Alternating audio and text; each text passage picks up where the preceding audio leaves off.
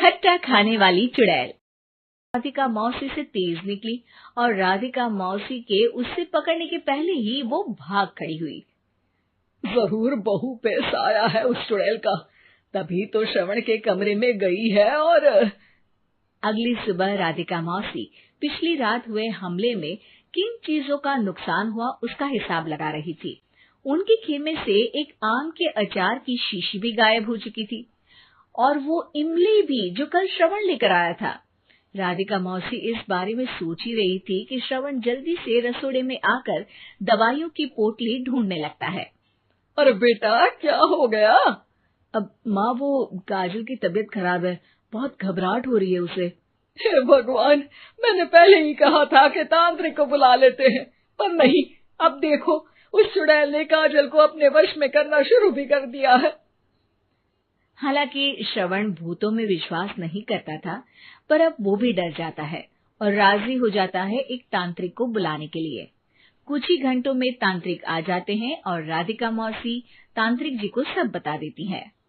घोर संकट, घनघोर संकट, चुड़ैल को मारू जोर चाकट, ओम भट स्वाहा खटखा के आहा।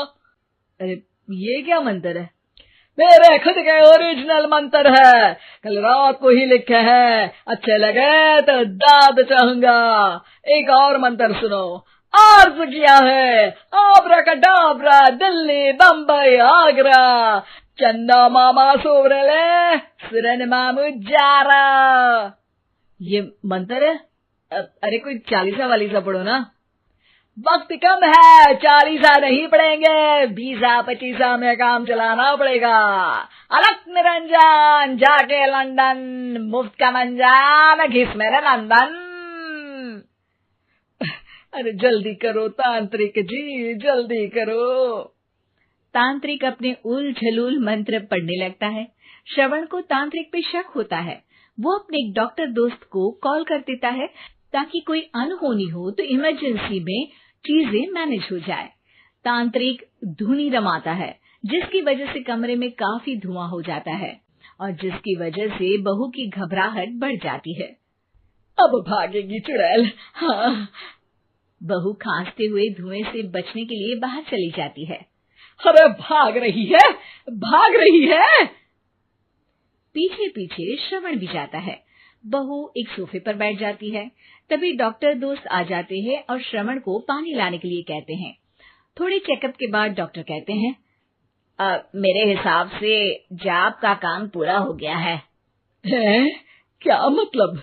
अरे कुछ भी नहीं माँ, कोई चुड़ैल नहीं है, खुशखबरी है, अब दादी बनने वाली है। मगर वो सब अचार के डब्बे। श्रवण दोनों अचार के डब्बे अपनी माँ को दिखाता है, जो कि उनके बिस्तर के नीचे छुपे हुए थे। आपने सही बोला था माँ, वो चुड़ैल काजल ही थी जो खट्टा खा रही थी। हमें कल ही पता चला, पर हमने आपको ये तांत्रिक वाला काम करने दिया ताकि आपको भरोसा हो जाए कि भूत वगैरह कुछ होता ही नहीं। अच्छा अच्छा, ये तो बड़ी खुशी की बात है। पर बेटा, मुझे एक झाड़ू तो ला दे। क्यों माँ? ये तांत्रिक का भूत उतारती हूँ मैं। अब तांत्रिक राधा मौसी के डर से घर से भाग निकलता है और राधा मौसी उसके पीछे भागती है। अरे संकट ये घनघोर है, तांत्रिक मुआ चोर है।